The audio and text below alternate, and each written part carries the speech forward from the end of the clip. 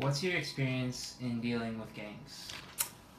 Well, for 24 years and 6 months, so approximately 25 years, I was a sworn law enforcement officer. During that time, about half of my career, I worked investigations, specifically narcotics investigations and investigations involving gang members and gangs. In terms of gangs or local gangs, or I guess just gangs in general, what sort of tactics or initiation process have you seen them use to recruit members? Well, gangs are actually pretty complex, and that's the first thing I think people need to understand. I can speak to the policing end of it in terms of gangs, but there's a whole social end of gangs too, and what makes gangs attractive for various reasons. And by that I mean things such as broken families, things such as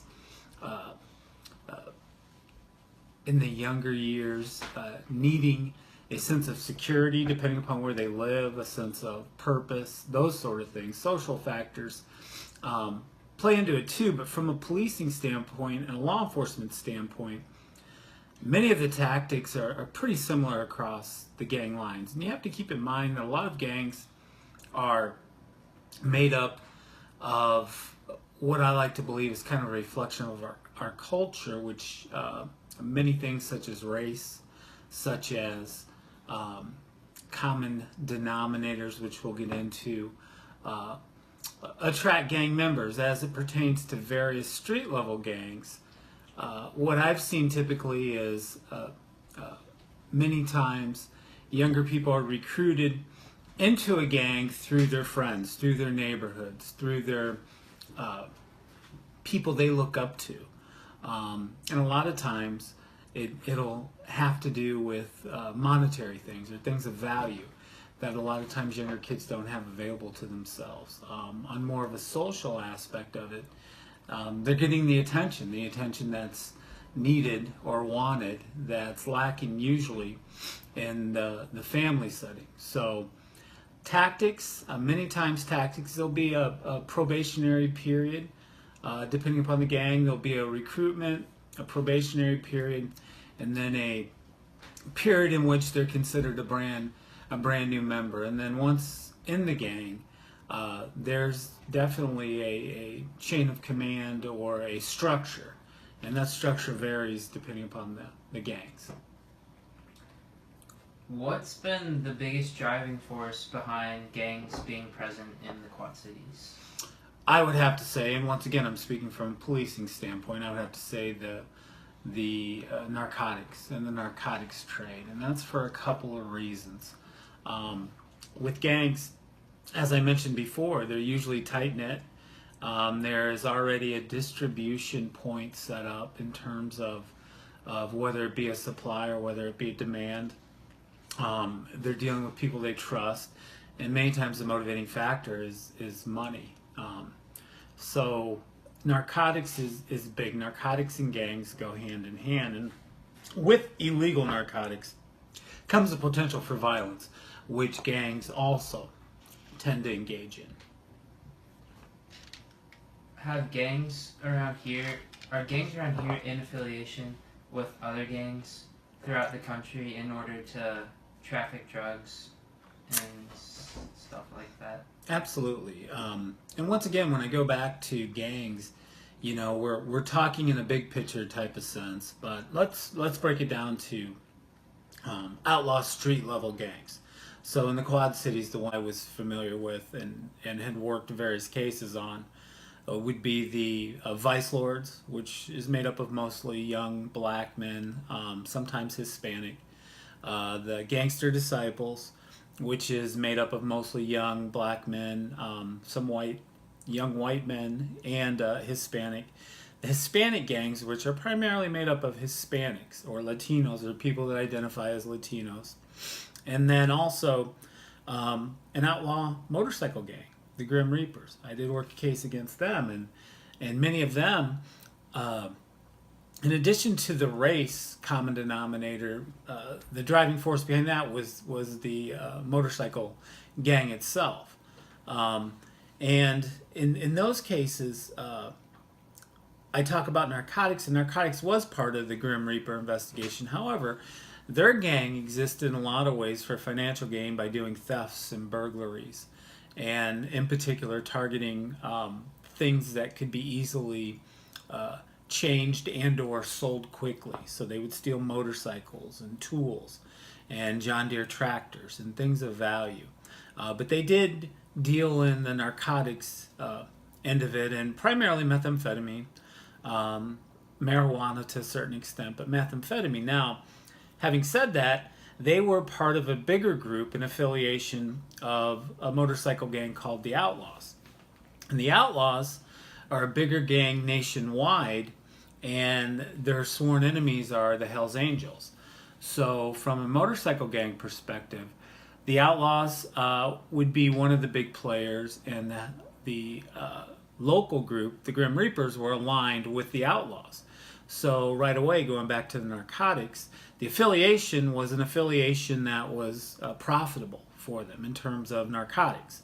As it pertained to their other passion, which was stealing things, it provided them a network of getting rid of motorcycles.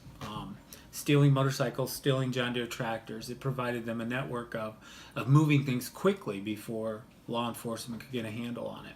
That's a motorcycle gang. And as it pertains to Hispanic gang, were cases against the Latin Kings. They were one of the bigger ones. Latin Kings are affiliated with other Latin Kings, many times from bigger cities where there's a big migrant population and or Hispanic population or Latino population. A lot of the local Latin Kings here are affiliated with Latin Kings out of Chicago. But interestingly enough, they're also affiliated with Latin Kings from Muscatine, Iowa.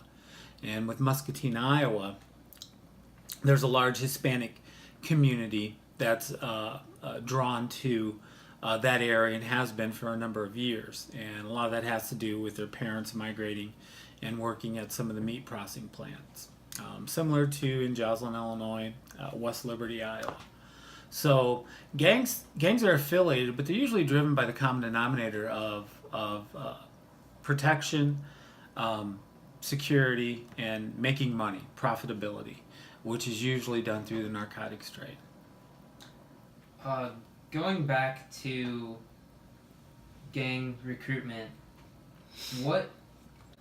do gangs focus and tend to recruit minors more so to do, let's say, like dirty work, because the punishment for minors can be less than the punishment for an adult? That is definitely a factor in terms of minors. I believe, as we're talking about street level gangs, the tendency is to recruit young. And there's a couple of reasons. Typically, when you get older and you get a little bit more experience, you tend to think for yourself. When you're a minor, and many times easily swayed, easily confused. Leaders of the gangs know that, and they know that minors, in particular, can be recruited to do things, and that the law itself is more lenient towards minors. As a matter of fact, the Juvenile Court Act in the state of Illinois, the purpose of the Juvenile Court Act is to deflect minors from the system, because most people in criminal justice know once a person is in the system, it's very difficult for them to get out in terms of repeat violations and reoffending. So with juveniles, the way the law is written is it's not that they avoid trouble, but the penalties and some of the things that happen if they do break the law are much different than an adult offender. So knowing that, gang leaders, in particular older gang leaders, will prey upon that.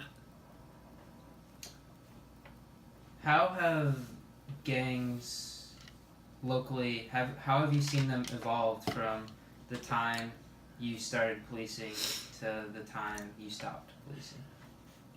Well, there's common denominators, like I mentioned before, and the one common denominator tends to be the narcotics trade. So I really started dealing with gangs in terms of investigations and dealing with them through my first tenure as a covert agent buying drugs with the Quad City Meg. And those gangs were mostly street level gangs, and they were mostly young black men. Um, but it was also during the 90s when there was a big surge in crack cocaine. And basically, crack cocaine kind of took over as a cheap alternative to cocaine. And with it being as accessible and available, because the gangs provided it, that's what the targets of many of our investigations were in the early 90s. And so I think you can equate the 90s with the crack cocaine epidemic.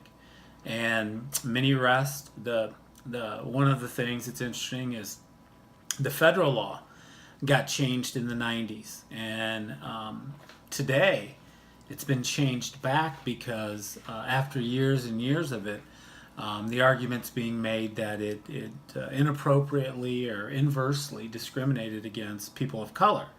So in the federal system, if you, in the 90s, when the crack epidemic was so bad, if you got caught with 5 or more grams, convicted of 5 or more grams of crack cocaine, you were looking at a mandatory federal prison sentence.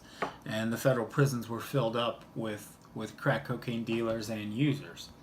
And as I mentioned to you, I think once before, the irony of that is crack cocaine can't be made without powder cocaine. And powder cocaine, in terms of value and money and control,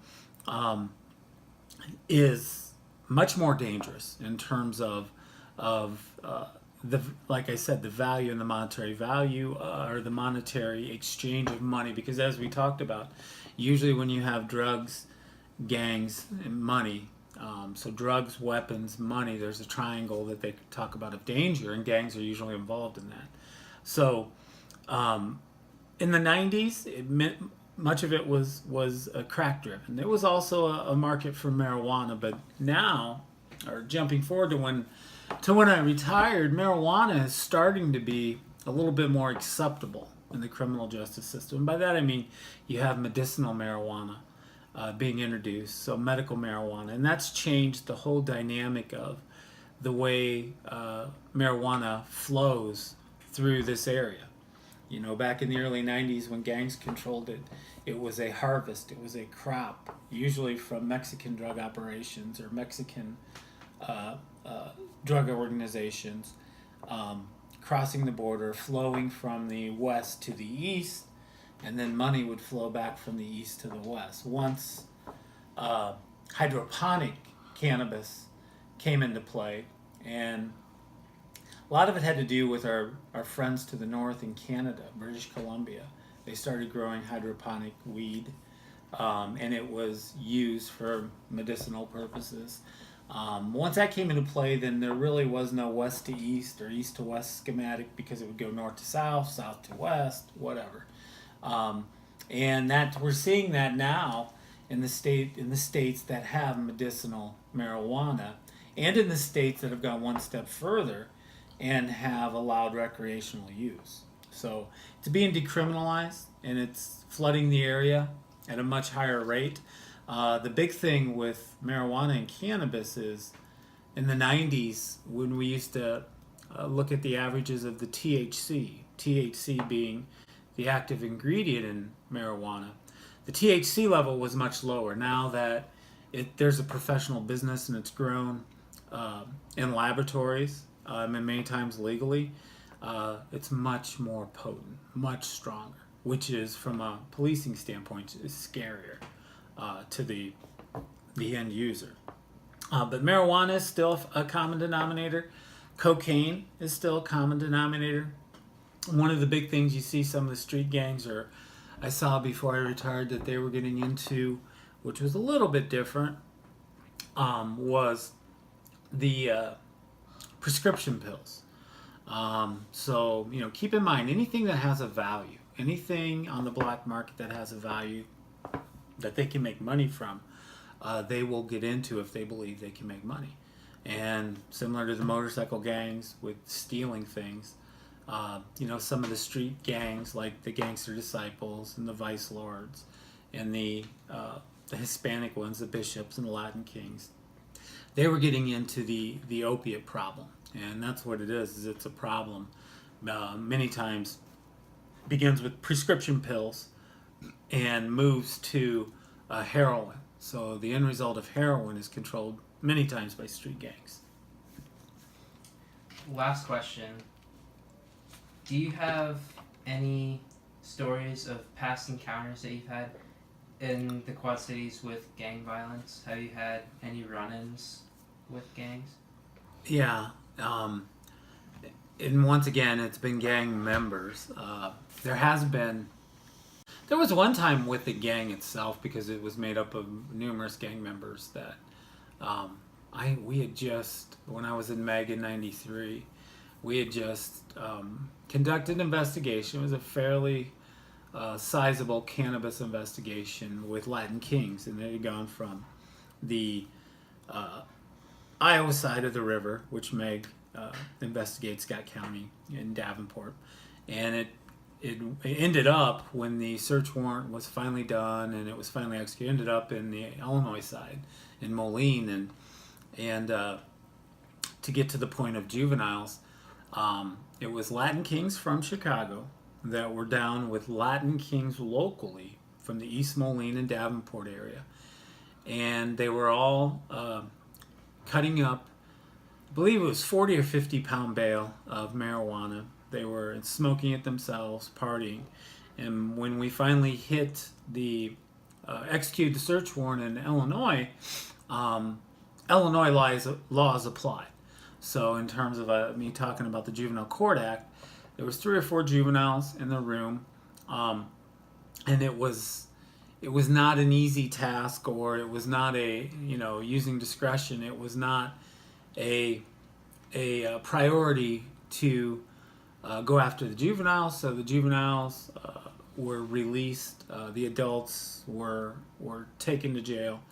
But shortly thereafter, I was riding my bike on the bike path, and I ran into a group of the Latin Kings, 3 or 4 of the juveniles, and they were quite violent. Their behaviors they exhibited, the things they said. Of course, they were intoxicated. But I did run into them there, and have, happy to say now, since then, have seen them as they've grown out of the phase of being gang members, and they've, by all accounts, have been decent. But yeah, it's a little bit, I guess, to say the least, stressful when people threaten you and then you run into them on a bike path behind the river. I did have my weapon, but that's a last resort, and that's not always a good thing. So yeah, there's that. I've run into people from the Vice Lords and the Gangster Disciples. I actually, I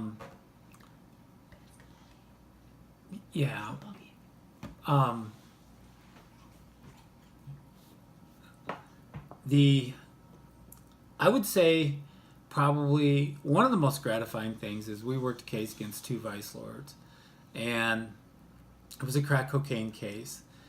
And in narcotics work, many times a defendant one day becomes a cooperating witness the next, especially when they're given an opportunity to help themselves out and they're looking at mandatory prison time. And in this particular case, we had confiscated the vehicle, money, various things of value, and the guy still went to prison because he was that bad of a guy. Well, when I was campaigning and I was going door to door, I knocked on his door, and he remembered me in Rock Island. And it was, you never know how people are going to react. But what I will say is, I always have tried to operate under the belief that you present yourself in a respectful manner, and you treat people with respect, no matter what the case is, and you will get that in return. And I certainly did. The gentleman was a Boyd fan. He voted for me and had his whole family vote for me.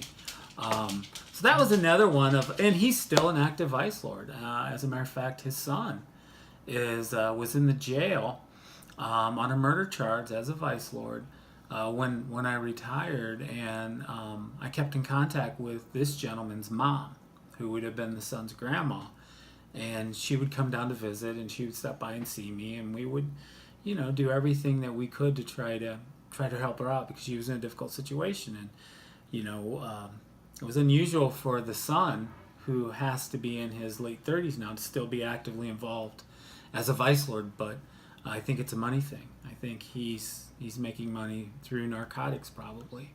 So, but as you can see, that's a generational thing too. The son went to prison as a vice lord because of narcotics. His son is now in prison, or he's in prison now, but was in jail at the time on an accusation charge of murder. He was a vice lord. Many times it's as I said, it becomes part of the family, part of the generation, part of the culture, and it's tough to break. And there's a lot of reasons for that, but from a policing standpoint, typically involves making money, which is the narcotics trade. All right, thank you for answering. You're welcome. Questions. If you have any more, by all means.